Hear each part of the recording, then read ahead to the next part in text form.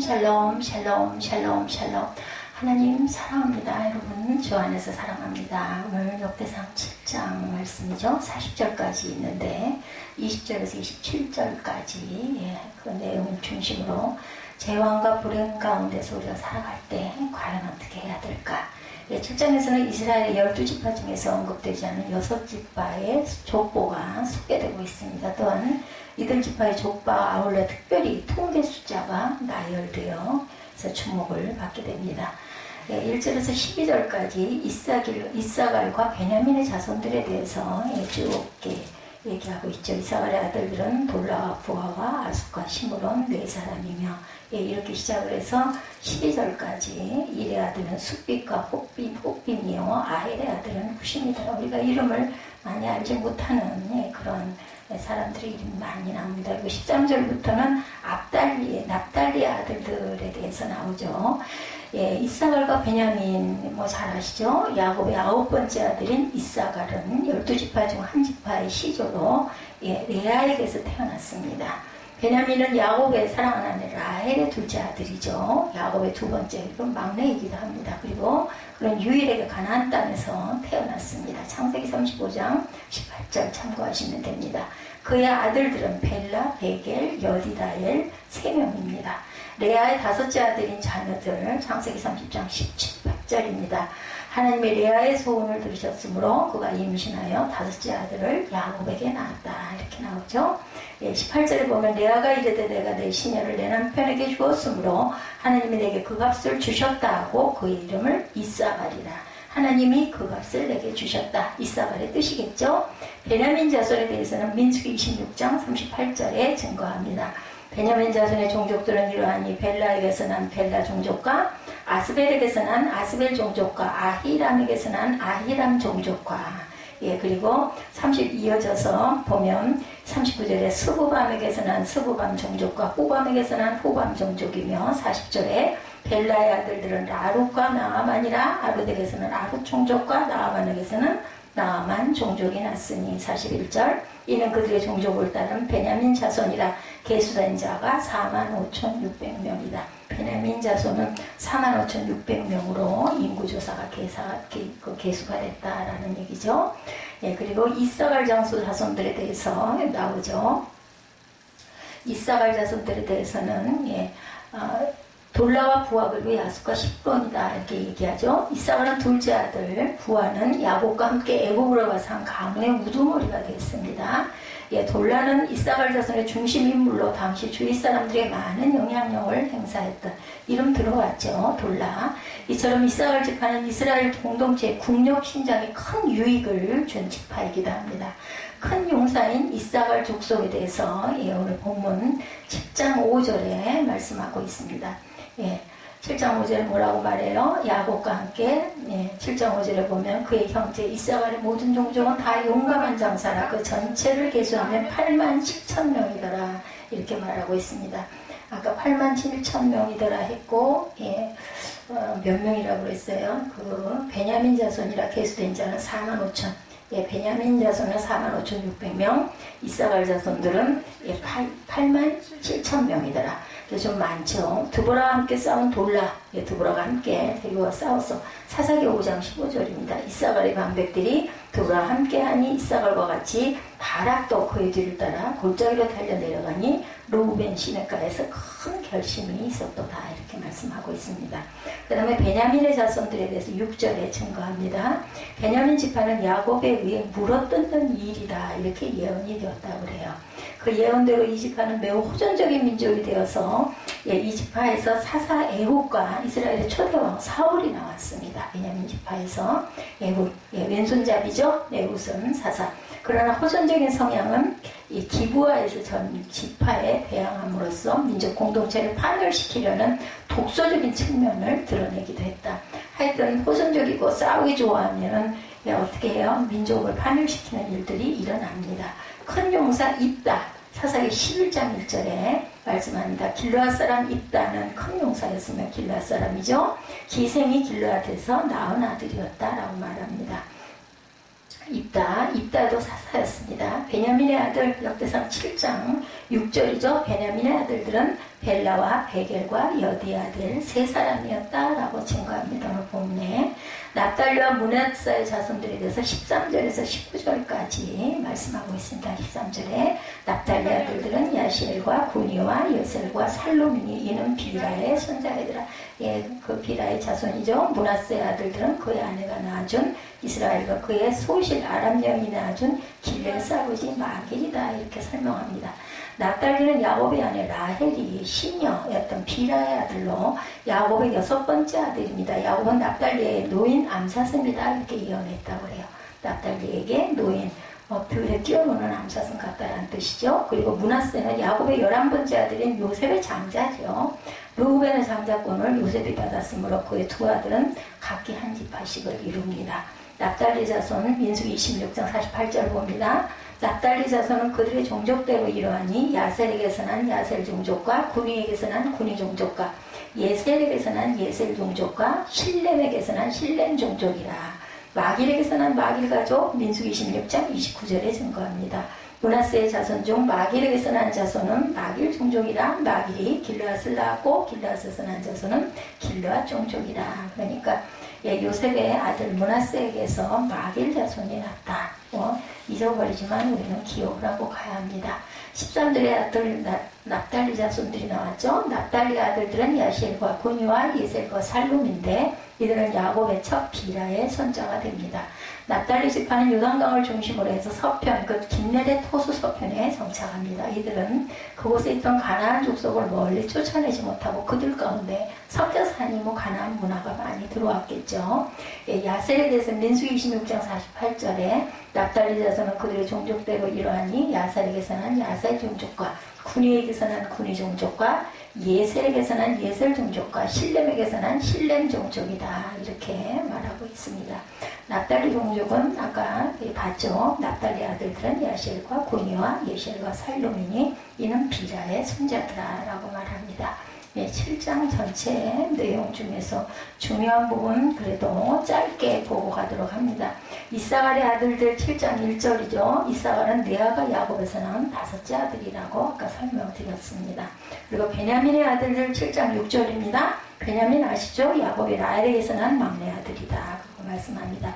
납달리 아들 13절에 나왔죠. 납달리는 야곱의 아내 라헬의 몸종 비라에게서 난 둘째 아들이다. 야곱의 6째 아들이기도 합니다. 납달리 자손의 수는 1차 인구조사 때 54,300명으로 나타납니다. 므낫세 아들들 14절이죠. 요단 서편에 위치한 므낫세 반 지파의 아들들을 말합니다. 그 요셉의 아들이기도 하죠. 에브라임의 아들 7장 20절입니다. 에브라임은 요셉의 둘째 아들 야곱으로부터 형 므낫세보다 더 큰 축복을 요셉이 주고 야곱이 줬었죠. 여호수아 27절이죠. 마지막 에브라임 사람 눈의 아들입니다.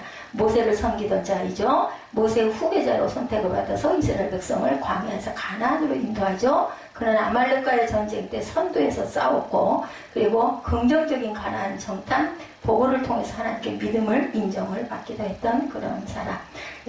아셀의 아들들에서 30절에 증거합니다. 아셀은 레아의 시녀 실바가 야곱에게서 낳은 둘째 아들이기도 합니다. 그의 후손은 야곱의 유언대로 가나안 정복 때 갈릴리 서쪽 비옥한 지역을 기업으로 받았고 왕정 초기에는 싸움지라는 자 4만 명이 다윗을 돕기도 합니다. 히스기야 왕 때 6월절에 참여한 기록이 아셀 지파에 대한 마지막 기록으로 드러나 있습니다. 므낫세의 자손들에 대해서 제가 얘기하다가 그죠? 전체에 나온 인물들에 대해서 제가 설명을 들었습니다. 14절에서 19절에 증거하죠. 므낫세 지파의 족보는 주로 마길이라는 인물을 중심으로 기록됩니다. 그는 므낫세의 장자로 요셉이 애굽에서 국무총리로 있을 때 태어납니다. 요셉의 스라에서 양입되어져 그 후손들은 므낫세 지파의 주도권을 잡았습니다. 올람의 아들 부다는 이스라엘을 이방 민족에서 해방시키는데 큰 공헌을 합니다.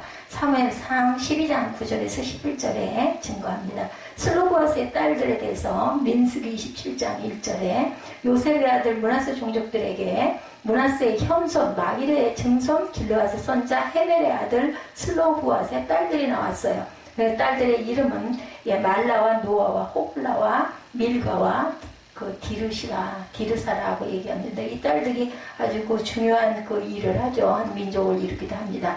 마길의 아들들이 요세벳스라에서 양육이 되었어요. 창세기 50장 23절에 보면 에브라임의 자손 3대를 보았으며 므낫세의 아들 마길의 아들도 요세벳스라에서 양육되었다. 이렇게 증거합니다. 그리고 에브라임과 야셀의 자손들에 대해서 20절에서 29절까지 증거하죠. 에브라임과 아셀, 에브라임은 요셉의 둘째 아들이지만 장자로서의 축복을 받았고 독립된 지파를 형성합니다. 예, 아셀은 야곱의 첫 실바의 소생으로 야곱은 저에게서 나는 식물은 기름지고 그가 왕의 진수를 공개하리라는 예언을 하였죠.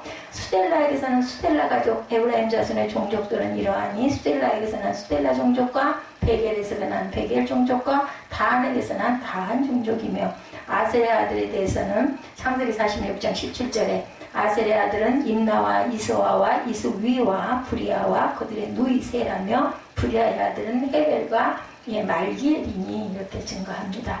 에브라임의 자손들에 대해서 계속해서 말씀하고 있죠. 에브라임 지파는 광야 시절 성막주의에 진을 치는 데 있어서 서축 진영의 지도자가 됩니다. 그리고 에브라임 지파 출신인 여호수아는 모세의 후계자가 됐죠. 가나안 정복 사업을 지휘하기도 했습니다.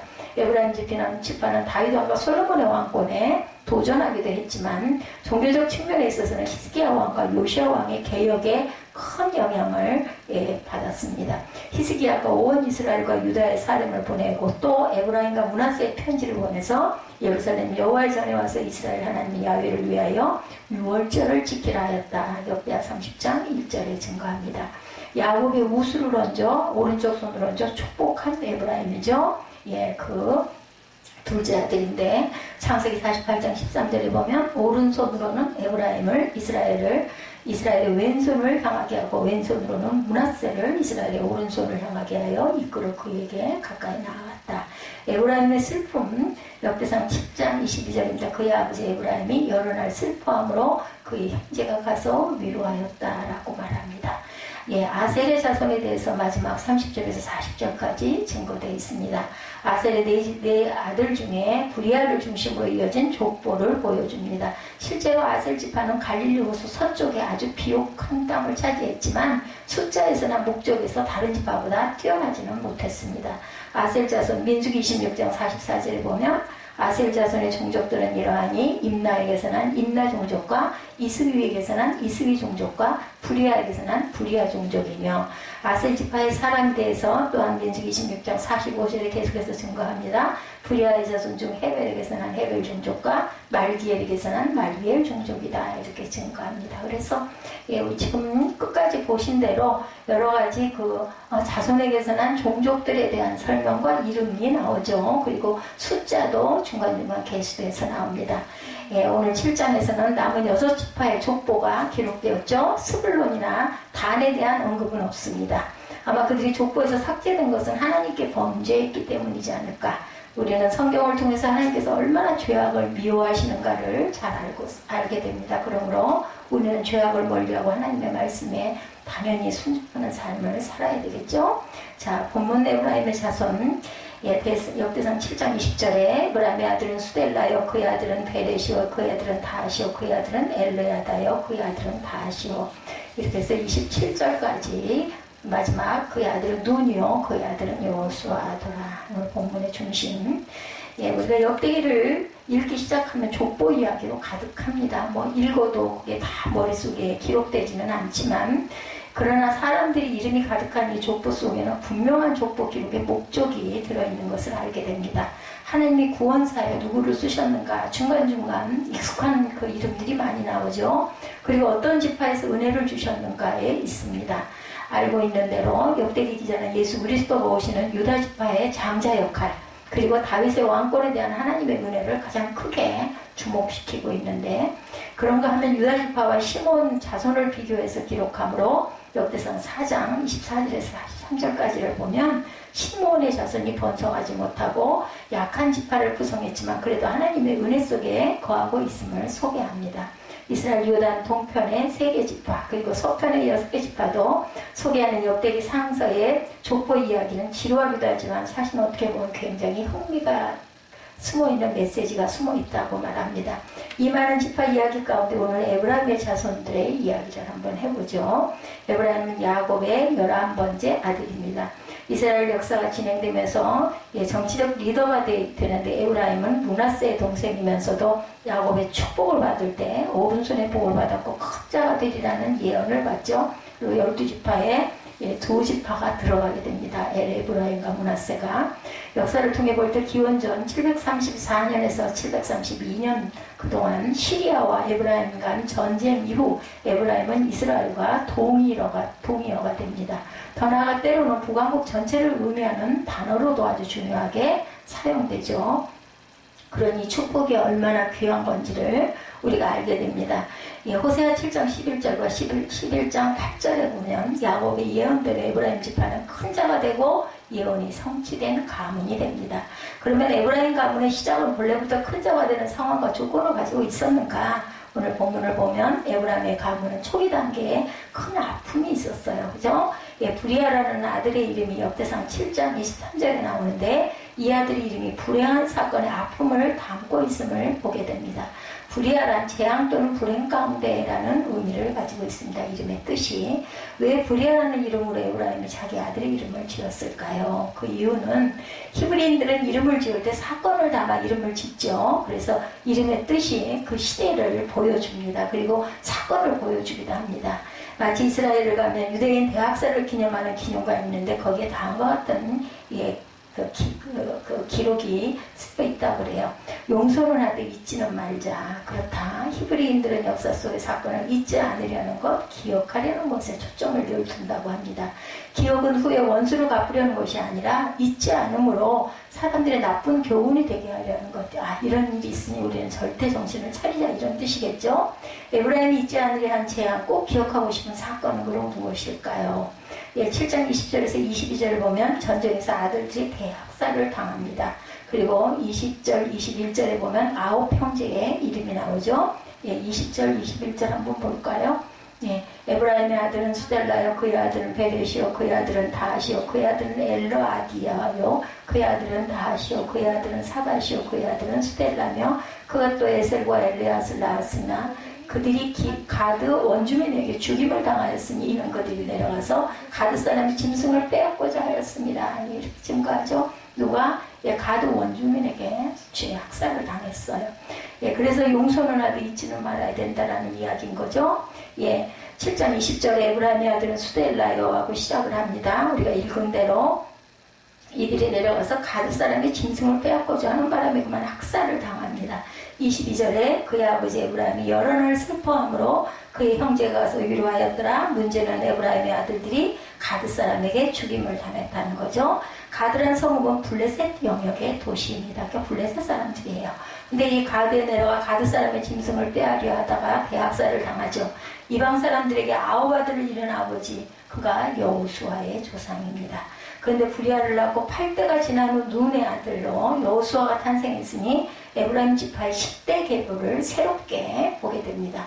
그러면 재앙과 불행의 이름이라고 할 수 있는 에브라임 지파의 브리아를 통해 우리가 배울 것은 무엇인지 보죠. 첫째 위로입니다. 22절에 그의 아버지 에브라임이 여러 날 슬퍼함으로 그의 형제가 가서 위로하였더라. 이렇게 말하죠. 부모가 죽으면 땅에 묻고 자식은 어디다 묻어요? 가슴에 묻는다고 하죠. 에브라임은 9 자녀를 잃었어요. 기가 막히죠.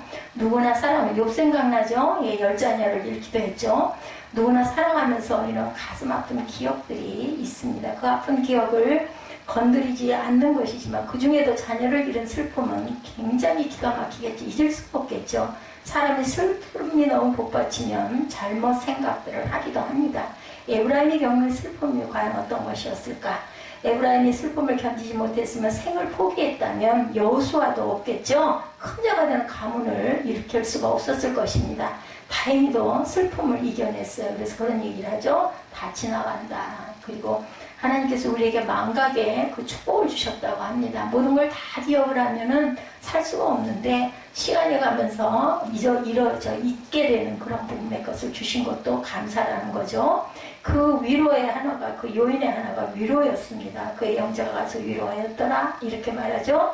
위로의 힘은 사람을 어찌 보면 살리기도 하고, 그리고 또한 힐책하고, 자책을 굉장히 힐난하고 하게 되면 사람을 죽이기도 하죠. 위로가 없기에 사람이 무너지고 죽습니다. 위로가 필요하죠. 슬픈 사람은 울어야 됩니다. 그래야 마음속에 억울함들이 씻겨 내려가죠. 아프고 억울하면 울어라. 그러나 위로가 반드시 있어야 된다는 거. 예, 울 때 실컷 울 때 옆에 가서 우리는 그걸 따지고 그걸 뭐 이건 이렇고 저건 저렇고 하지 말고 무조건 다독여주고 위로해줘야 되겠죠. 이사야 40장 1절입니다.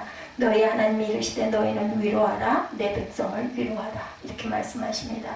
위로의 가슴속에 위로가 우리 안에 터치되었을 때 재앙과 슬픔을 이길 수 있는 소망, 힘이 솟아여 오르죠. 고린도후서 1장 4절에 하나님은 어떤 하나님? 위로의 하나님이시라고 말합니다. 고린도후서 1장 6절에서 우리가 위로를 얻을 때 고난을 견디게 하는 것이라고도 말씀합니다. 우리 모두는 끊임없는 환난과 슬픔을 만나지만 위로를 받음으로 이길 수가 있었던 것처럼 위로받은 것도 환난당한 자를 위로하게 하는 데 있음을 알고 우리는 모두 위로하는 사람이 되어야 되겠다. 바나바가 위로의 아들이라고 했죠. 예, 바울을 등단시켰던 사람. 둘째 다시 시작하라. 오늘 23절입니다. 에브라임이 그의 아내와 동침함에 임신하여 아들을 낳으니 그 집이 재앙을 받음으로 그 이름을 부리아라 하였더라. 부리아는 결국 아들을 잃고 난 후에 다시 얻은 아들이에요. 다시 아들을 낳았다는 것은 다시 시작됐다. 욥도 그랬죠. 다시 자녀 10명을 낳게 됩니다. 슬픔의 연못에 빠져나오지 못한 일상이 아니라 과감하게 슬픔의 못을 떨쳐내고 슬픔의 일상을 다시 시작할 줄 알아야 되겠다. 삶은 재앙이 일어났을 때 재앙으로 인해 모든 것을 중단하고 접는 것이 해답이 절대로 아니다. 삶은 가능성이 있는 한 그 가능성을 다시 붙잡고 시작하는 것이 삶입니다. 지금 슬프고 아프지만 가능성을 찾아가야 합니다. 에브라임은 젊다는 가능성이 있었어요. 그 가능성으로 다시 시작하는 에브라임이었기 때문에 하나님은 잉태의 축복을 또한 주시죠. 셋째, 자기 시대를 살아가라. 25절에서 27절입니다.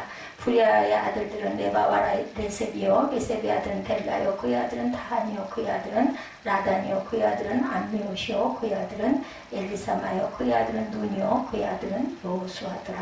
재앙 중에서 란 이름을 지닌 부리아는 자기 인생을 가졌어요. 재앙 중에서. 그러나 그 부리아가 무엇을 했다는 말은 없습니다. 다만 자기 세대를 살면서 무명의 가장으로 생을 마치고 레바와 레셉을 후손을 낳았어요. 그리고 그 아들 레셉은 델마를 낳고 델라를 낳고 델라는 다한으로 이어지고 그 다음에 라단, 그 다음은 암미훗, 그 다음은 엘리사마, 그 다음은 눈으로, 그리고 눈의 아들은 여호수아가 되죠. 그렇기 때문에 부리아로부터 8대 손이 되는 여호수아가 되기까지 모두 다 무명이었습니다. 그냥 결혼해서 애를 낳고 산 삶이 8대나 됐어요. 그러니까 에브라임이 겪은 큰 재앙의 슬픔 이후에 여러 세대를 지나는 동안 가문에서 그 눈에 띌 만한 그런 사람은 절대로 한 사람도 나오지 못했고 사라질 위기의 가문이 다시 산다는 것에 그 소망을 걸고 살았을 수도 있을 거예요. 이어가자라는 거죠. 일단은 그랬기 때문에 여호수아 같은 그런 아주 대단한 장군이 나오죠. 그것의 의미가 없는 것이 아니라는 것을 우리가 꼭 알아야 되겠다. 부리아 이후 8대 후손 중에 하나라도 빠져버린다면 눈의 아들 여호수아로는 이어질 수가 없었다는 거죠. 우리가 역사를 보면서 이런 것들을 우리가 깊이 묵상하고 생각할 줄 알아야 됩니다. 무명의 인생도 삶이에요. 그죠? 보통의 인생도 삶입니다.